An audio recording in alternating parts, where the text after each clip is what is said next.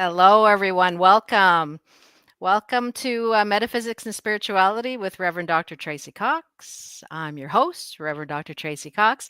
And today we have our wonderful guest, Jennifer Febel. And Jennifer's just written a book. Yeah, welcome. Has just written a new book. It's called, and I don't want to mess this up, How to Set Boundaries Without Feeling Like a Dick. So, welcome, Jen. I want you to just sort of talk a little bit first about what you do and what caused you to write this book that's such an important, really important topic, probably right now more than ever. Right. So first of all, thank you so much for having me on the show. Yeah, no I'm really problem. excited to chat. So I am an emotional resilience coach. I'm a mentor. I'm a trainer. I teach people linguistics and communication skills. And I do that through a bunch of different modalities. I have my private practice where I specialize in people who are struggling and haven't found kind of what they're looking for in traditional mental health services. I run retreats for people who want to just find themselves and start their journey there. And I also run trainings to teach people how to communicate more effectively with each other. And no matter what path I'm working with people, the same topic always comes up: boundaries. And it's one of those things that we all talk about and we all know is super important, but none of us really know how to do it in a way that feels good for us and feels good for the other person.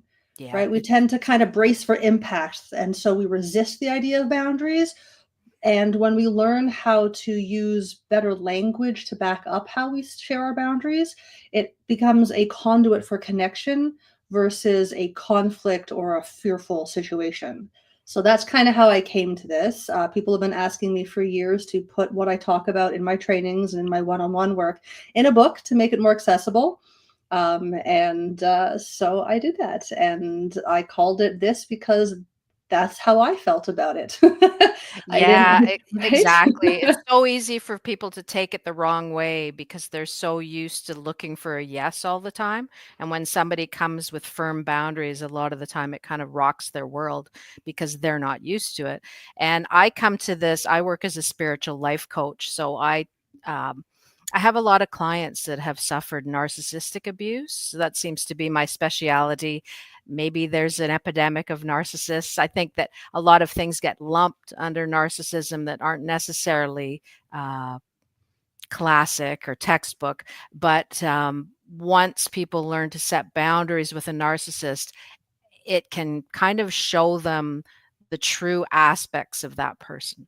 Because as soon as they don't get their way, the mask starts falling off and you will see what they're actually trying to manipulate you into doing. It's all kind of shocking because most people don't operate that way. Most people are on the level. So this kind of stuff is news to them, setting boundaries, because they're nice people. They don't think of it. They just kind of go with the flow, right? Do you find that that's kind of, they're trying to keep the peace?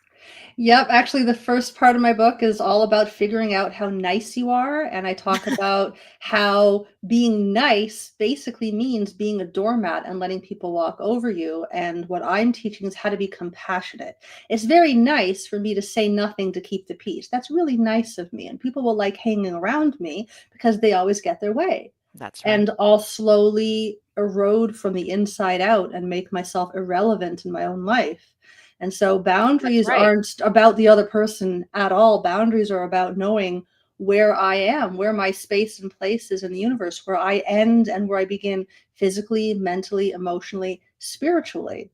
And a lot of us know physically kind of where we end. I wouldn't mistake my elbow for your elbow. It's pretty clear, That's right. right? Emotionally, though, we are taught that a relationship means I take care of you and you take care of me, and together we are whole. And that's really nice in movies. It's really nice as a Yeah, concept. that's right. And it wasn't meant to mean without protection, without boundaries. It's with boundaries that we allow a sacred vessel for us to connect with others. Otherwise, we don't have any place to go. So, yeah, I find a lot of my work also centered on people who identify as highly empathic. I Yes. myself am an extremely high, one of my mentors once told me that I was an untrained empath. And at the time, I had no idea what that meant. I now know that means a nice person who has zero boundaries. Yeah. Really what an empath is. That's right. If you think back on, Star Trek: The New Generation, Oh, with Deanna Troi, and she was the ship empath, and she would always tell Captain Picard, "This is going on, I'm feeling this," but a lot of the time it would completely mess her up yeah, she had to because she learn was how to step absorbing out. that energy. Yeah, Yeah, yeah. she had to learn. I mean, she was half Betazoid, half human. I'm a bit of a Trekkie nerd, That's right? right, So she had the that's right. human parts of her where she was allowed to and able to step back from that gift and have a boundary, right? And that's something that we don't realize how damaging it is. We think we're being nice. I'm helping. I'm being giving. It's coming from a loving place. And it's actually just as toxic as the manipulation that a narcissist uses. It's That's just a right, different intention. It's a that's different right. intention, but the toxicity is just as gross and messy. And so, if we're going to judge other people for being narcissists and being toxic, we have to be willing to say that if I attracted this, I must also be toxic. And toxic means no boundaries, not honoring who I am, not sharing my gift with others and allowing That's them right, to do that's the right. same with me. So yeah, that's kind of where all this was born. Good. So, and this is after years of working with people on this level of, and some of the stuff you do is corporate work too, right? Where it's so important to have proper boundaries. And you can see so many people crash their careers on the rocks by not having proper boundaries. And we don't have to get into it, but there's a lot of employees that, they use toxic terms like their work wife or stuff like that. And it's like, that just puts up a red flag for me because it's like, well, that's not right there. You've gone over those boundaries. Yeah. And my whole point as a spiritual coach is that you're helping people to get right with their soul. They want to feel like their true self, not about some artificial construct where they've had boundaries that are loose and then people have taken advantage of them. We're trying to teach people to set up those healthy boundaries so that that doesn't happen. The other thing that's really important about that is that if you don't set up proper boundaries for yourself with others, uh, you can kind of contribute to their negative karma in this life because you're allowing them to manipulate and abuse you on some level. And that's not good for them as a spiritual person. That's attracting negative energy to them because they're acting in a negative way. And you not having proper boundaries is allowing that. So you have a participation in that as well. Absolutely. We're choosing to be nice over being compassionate. And one of the things I Right. talk about in the book is that boundaries they're meant to be a two-way street and they're meant to be about the flow of energy, not just what we keep out, but also what we allow in. So I need to know that I can keep out negative comments and I can keep out someone's crappy behavior. And I need to know how to let in support and let in feedback and let in compassion in relationships. Allowing the other person to influence us is a big predictor of success. And so oftentimes we go from no boundaries at all to Yeah. rigid conditions and what I call walls that we put up. And we say, So you give me can't an talk to me example. that way. Okay. So Oh, give yeah. me an example of that. So someone's yelling at you and you say to them, you can't talk to me that way. If you talk to me like that again, I'm going to leave the room. So the good news is you will feel empowered, you will have spoken up, and you will have taken yourself out of this situation, and you will have done nothing good for the relationship. So they're left with not a good feeling, They're essentially. left with you haven't learned anything about the other person. They haven't learned anything about you. You haven't shared what you want. You don't know what they want. All you did was you put up a wall and said, you can't do this. And so while it makes you feel safe and protected, it stops you from being able to connect with the other person. So it slowly erodes the relationship. For And the sure. thing with walls is that walls are immovable. If I build a wall around myself, I can only ever grow as big as where that wall is. So that limits Absolutely. me. So my walls might keep me safe when I'm small, but as soon as I want to get bigger, my own walls will start to restrict me. And so instead of walls or conditions, which I talk about, I can't remember which chapter, one of the chapters we talk about that, boundaries are meant to be about really at the heart of it, it's about knowing what you want and sharing in a way that is not going to trigger the other person or trigger you into a fight or flight nervous system shutdown. And so I teach a linguistic formula. It's a 3-part formula that allows people to speak up and share a boundary in one sentence. And the biggest part of it is sharing what you would love without making it a condition. So often I would love you to take the laundry upstairs. I would love you to do the dishes. The second I put the word you in there linguistically, I've made it a condition. And so it's very likely to trigger the other person versus just saying, I would love to have the laundry taken upstairs. And I would love Right. for the dishes to be done after dinner without me having to do anything about it, without any expectation that the other person has to change. Because as soon as my expectation plays into it, as soon as I'm expecting that if I say this, the other person has to do something, it's not a boundary anymore. Now it's manipulation. And Right. ooh, we hate hearing that about ourselves. It's a, Sure, it's a because very hard pill to swallow. the person's not living up to what you're stating is, I would love it if you did this. Right. So we often screw ourselves a little bit with boundaries because we'll say, I want you to do the dishes. This is what I need. This is the boundary I'm setting. By the way, saying the word boundary to someone is not a boundary. I'm setting a boundary with you is not a boundary. A little like soapbox moment I have to put in there. That's not a Okay, boundary. so it's like you're not telling them the meat of the matter. You're not telling them what they actually They still don't what's know what you going want. on. They don't know what you want. They don't know what you want. And we think, well, if they loved me, they should just know what I want. Oh, And no, that's, that's toxic. if I don't even know what I want, what hope do they have? And then they're going to try and they're going to throw stuff at me. And I'm going to be like, that's not what I want. You don't even know me. Mhm. Right. And so we kind of get ourselves into a place where we make it impossible for others to connect with us by virtue of having no boundaries. And so we actually breed selfishness in the other person. So sometimes that narcissistic person is just displaying narcissistic traits in That's right. response to our over empathizing and lack of boundaries, which means, Yes, and not right? everybody that you think is a narcissist is a narcissist. They may have narcissistic tendencies, but there's some very, very deep, severe tendencies that they must have before they're diagnosed as a narcissist. And most narcissists will never get diagnosed because they don't think that there's anything wrong with them, right?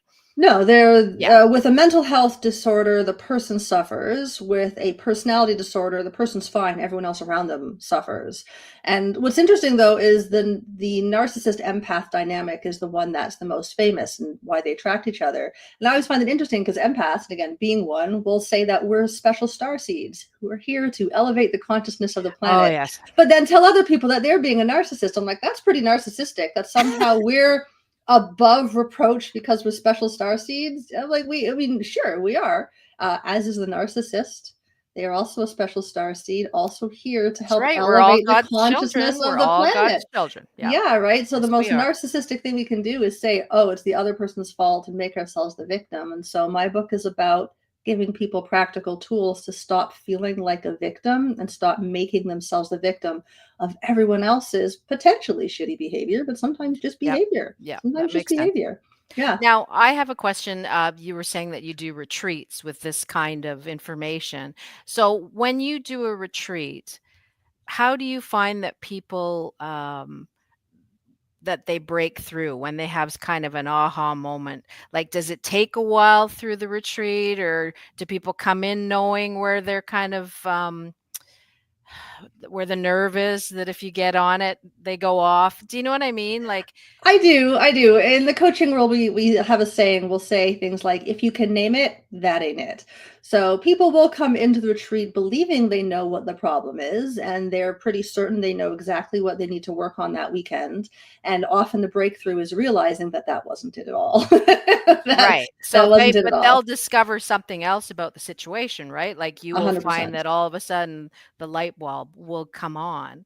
And I Yeah. notice that too from coaching clients. It's that they'll come for one thing, but as you work with them, it'll turn out to be something else completely. It's very common, right? 100%. That's Yeah. basically the first session I have with someone is all about, we spend 2 hours and it's all about finding out what is the real root problem. That is the actual problem, not what you think the problem is through your lens.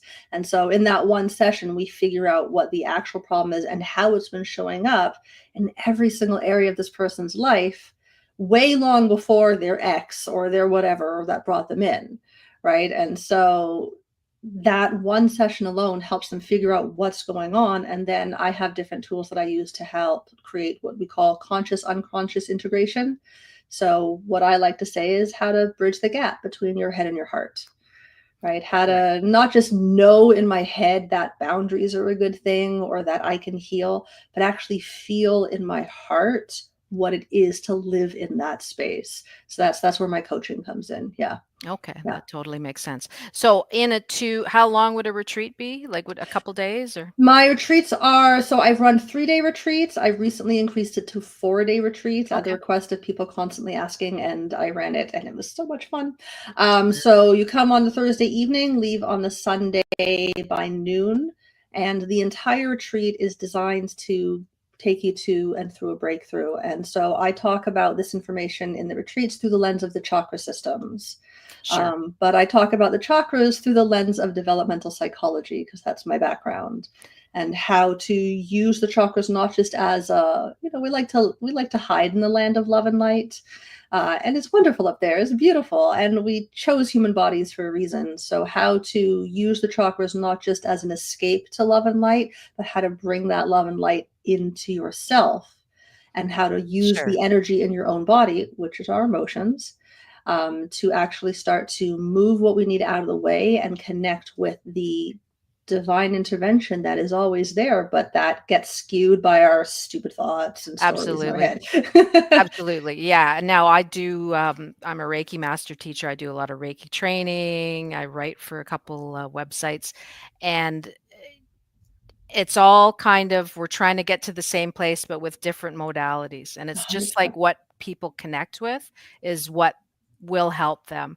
So you may find that somebody has a certain kind of energy work. You may find that somebody does Reiki. Maybe it's Qigong. Maybe it's, there's a million things. Maybe it's some kind of working out. Maybe it's yoga.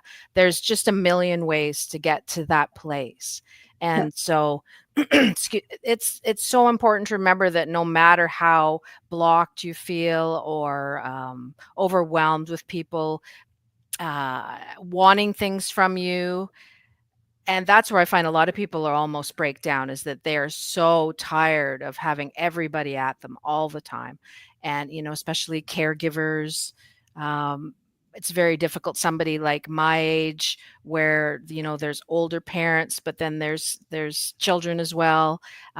So there's so many modern things coming at you all the time that some form of energy work, some form of meditation, yoga, I don't care what it is, somewhere where you get a rest Mhm. will calm down your energy. And then you'll 100%. start to see clear or clearer. It'll come. And that sounds like what you're going for with that chakra system, but also then getting into this other, like your book, which I Yeah. think is a great way to go. Well, I mean, I have to be plugged into the energy system, but if I don't know where I am and where I'm not, then what part of me is plugging into the energy system? My trauma? Exactly. Or my healed parts, right? I have to first know where I am physically, mentally, emotionally, energetically, spiritually. What is mine? What is in my realm of control? What is out of my realm of control? And what lets me know what is mine and what isn't mine, the biofeedback mechanism that our body uses to let us know is anger, which in the Absolutely. spiritual world is like the devil. You're not allowed to be angry. You must always sit on your lotus leaf and contemplate your navel, right? But Yeah, well, that's I not would never, human, yeah. No, right? and That's not human. I'm clergy, so the thing is that people need to get things off their chest, and this is another thing about boundaries, I think this is part of it, and it's really important to remember, is that, people will be surprised with the way that I will talk to my son or my husband or, just very honest immediately, and I feel that once you've broached a situation and everybody's resolved it and had a good talk about it, you don't need to grind on it. You don't need to ruminate on it. It's gone. Yeah. And for health, I think it's very much better to just deal with things as they come. I've certainly found that in my life. So I don't know if have you found that with your clients too or your research? 100%. I Yeah. mean, it's known that, Immediately get it off your chest. well, conflict is the conduit to connection. And so conflict just means that my wants and needs are rubbing up against your wants and needs. Because as I get closer to you, there's going to be an overlap of our energy. Now, if it's like a full Absolutely. overlap versus like an eclipse, it's codependent. We don't want that. That's right. But when we have enough of an overlap, I actually talk about it in the book and through the lens of sacred geometry. We open up a space for something new to be created, for two people Absolutely. to come together with, this is what I want, this is what you want. How can we come up with a third, fourth, fifth, sixth, seventh option that gets both of our needs met versus compromising and trying to fight it out? That's That requires, though, that I come to the table and I say, I appreciate that you're really upset and you want this right now, and I would love this. That's the missing piece that I'm teaching about boundaries, that other people come to us with their wants all the time and we get angry. Why are they always coming to me? That's what relationships are. They tell you what you want, and that's you are right. meant to then share with them what you want, which means you have to know what you want. So you have to do the inner work. And again, it has to be what you want through the lens of connection, not trauma. So you got to do that work. And then you share what you want. And then together you can negotiate to come up with something that neither one of you would have come up with in your wildest dreams on your own, because you didn't need to. But That's right. together you elevate and come to something new. And that's what boundaries are meant to do. So that's what I teach. And I teach it spiritually through the lens of the chakras. I teach it neuroscientifically through the lens of, development. I teach it energetically through the lens of quantum physics. I'm a gigantic, I call myself a hippie nerd. So Sure. I've got I like the science Yeah. side of the energy. I find Yeah. it interesting because anyone can talk about chakras, but how do I make it relevant to me? Is to, okay, how do I imprint this as another way of understanding me and not just the world outside of me in the land of love and light? So yeah, it sounds like we both kind of come at it, and that's what I agree. There's a million paths. So I always say to That's people, what I say to everybody. It's yeah, like there's no one right or spirituality. right wrong. Yeah, Spirituality is as individual as a fingerprint. It really is. And, I'm clergy. So my biggest thing that I try to do with people is to help them connect with spirituality, whatever way that is. Like right. I said, if it's God, if it's the universe, if it's the universal life force, it doesn't matter what it is. If it's spirit, if it's, feeling spirit, there's a million things that we do that helps connect people, but I'm trying to help people so that they don't need a middleman. Okay? So when they're upset or when they need help, they'll immediately turn to the universal life force or turn to God or turn to whatever it is. As we said, you maybe connect through yoga, maybe you connect through going for a walk and seeing a beautiful sunset, but there's always something that you need spiritually that will change that energy system and just replenish it, heal it. Yeah, absolutely. And the where I come in is I teach. So once that energy comes into my body, it's going to get filtered through my own unconscious mind and my own emotional layer of reality, my own dramas and traumas. And so what I do in my one-on-one work is help people move those stories out of the way, right? Like we like to say, I want to manifest something. And so we have two parts of our mind. We have our conscious awareness. That's everything that we're aware of at any given time. And it's aware of like teeny fraction of what's actually happening. And then there's the unconscious awareness, which is picking up on all this other data that's coming in through our sensory channels. And it's able to pick up on a lot more information, but it doesn't always get into our awareness. For instance, right now, if you were to notice the sensation of your big toe, you can probably notice it because I said something, but up until that moment, you had That's right. no You're not awareness paying of it. attention. Right. And Yeah. so when we send out a message to God, to divine, to spirit, to whatever, or want to manifest or pray, or we want to do something, we ask for guidance. That answer from the universe, that thing that we want, is not going to first come into our neurology through our conscious awareness. It first has to go through our unconscious awareness, which also hosts. And every time you put something out of your mind, you don't want to deal with it. That's where it goes. It doesn't magically disappear. And so it gets crammed full of all our dramas and traumas and crap we haven't dealt with. And so that message from divine is going to get garbled and warbled through our dramas and traumas. So what we become aware of is just a smidgen of the guidance that is accessible to us. Absolutely. So the Yes. more we clear out our own internal emotional cells until we are able to find ways to neutralize our triggers and to use other people to heal ourselves, which is one of the things I talk about in the book. Until we're able to do that, the energy world we'll be able to see it kind of like we see the sun on a cloudy day. We see it, we see the shadows it casts, but it's not nearly as vibrant as when those clouds Absolutely. part, right? Absolutely. And Yep. so people get hints of the lights, and the more work we do internally to heal ourselves and then protect that self with healthy boundaries, the more we can actually reach the real light source.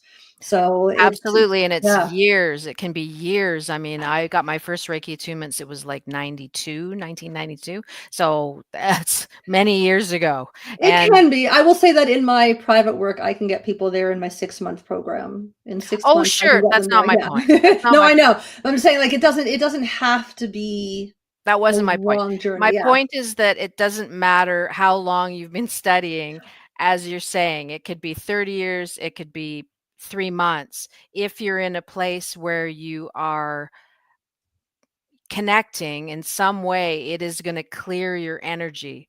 It just Yes. is. It just is. And as you heal your traumas, as you're saying, it allows that energy to come through more crystal clear, Yeah. basically. It's like tuning in a radio, right? And as we tune it in, it's sharper. Yeah, absolutely. And one Yeah, of the techniques I teach in the book is how to start to find and tune into the whisper of your intuition. Because your intuition is a sense like any others. It's just one that comes through as energy movements in our body, which is often emotion. So we're like, ew, we push it out of the way. And in doing so, we cut ourselves off from intuition. And so, how to start to listen to that tiny little neutral whisper of guidance that is directly connected to anything that's higher than us, and how to find that space within us so that we don't have to look outside of us for answers all the time. that's Everything right. we need is inside of us and is being guided, and we can't find it if we don't know where we are, if we don't know how to protect our time and energy, and if we don't know how to share who we are with others in a way that doesn't piss them off and make us Yeah, feel for like a sure, dick, for right? sure. And one of the things that I do with clients is really help them to connect with their own, uh gut instinct, Mhm, intuition. If you wanna call it psychic ability, we can go that far. It's we all have it. mhm. We all have it. It's just whether or not we honor it. And I like to use the example, you go to the grocery store and all of a sudden, you hear a voice telling you or you just know inside that you need to pick up cream. And you're going, "No, that's crazy. My husband went shopping yesterday. I don't need that." And then when you get home, of course you needed cream. And you're Right. kicking yourself, right? Because somebody's coming over, you want to impress, and you were going to make a nice tea service and coffee and right? And that's the way that spirit talks to us. That's the way that it comes through. It is that gut instinct, that intuition, the first thing that shoots through your mind. And the interesting thing is that then, like you're saying, the unhealed trauma, it is like a lens that you're seeing these messages through so that all of a sudden you don't believe it or you second guess yourself, Yeah, right? And then 100%. you kick your own butt, Right, then we right? berate ourselves and shame ourselves for not being in tune, which pushes us even farther away from being in tune with ourselves, right? Just because we Yeah, missed it doesn't mean we can't suddenly learn how to tune into our emotional experience and how it is part of our spiritual experience, that you cannot have one without the other, and that being angry is just as divine as being in a space of joy, and that's that it's right. just as important. Absolutely. And sadness, I think That's that right. we judge ourselves so terribly. And so I talk about in the book what each emotion means and how to start to listen to it, because that's how the universe talks to us. Well, Yeah. that's right, and people a lot of the time when people come to learn Reiki or whatever, they're like surprised that the Reiki master teacher, might have bad days or that maybe their hip goes out or maybe do you know what I mean? Whatever it is. And it's like just because we learn spiritual things doesn't mean that we don't live in the material world. And really the way I describe it is that we're essentially a ghost driving around a meat bag. Our spirit is in us. The body's temporary. It's Mhm. like something that we drive. It's like a car. So, cars don't go on forever. eh, They just don't. Yeah. So, we have to be easy on ourselves with the fact that our bodies sometimes don't do exactly what we want. And I find this with older clients as well, older people as they get so upset, when they're 80, 85. and things start going wrong, they just do. Eventually, none of us die of nothing, right? We all die of something, and it's going to happen 100% of the time. And I Yeah. think that if we clear away that energy that makes it so scary, that we can accept these things and embrace them as challenges and move forward. And that's the thing with boundaries, is that when you're a caregiver, and I work with a lot of caregivers, it's like, where is this boundary where I don't let the person wallow because it's making them worse? Right. But While then also if you're a honoring their caregiver and experience. you're too harsh, then it's like a no-win situation, right? Right, and people are allowed to wallow. People so the thing about our little and I also it's funny, I call it a meat bag or a bag of bones with skin, right? So that's I kind of like what we meatbag are. because it's from Futurama. Bender calls us all meatbags. That's where I heard it Yeah, before. yeah. Okay, that's It's where I've just heard it before. perfect. It is it is pretty It's perfect. perfect. The thing is though, while yes, I am a soul in this meat bag, I came here. I have to have not just faith in divine, I have to have faith that my soul chose the human experience in That's its right. limitedness for a reason. That I came here to know not just joy and health and vibrancy, but also to know the aging process and That's grief right. and Challenges. love. Right.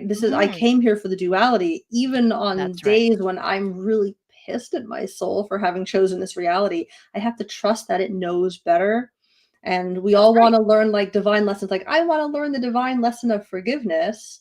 Um, So then something crazy happens that you have to forgive somebody for, and you wish you'd never gone through it. Yeah, Absolutely. you have to feel the betrayal. And then what I've That's really right. told Fred Luskin, who runs the Stanford Forgiveness Project, he found in his research that grief and forgiveness lie on the same continuum. So when we want to find forgiveness, we also Sure. have to experience ridiculous grief.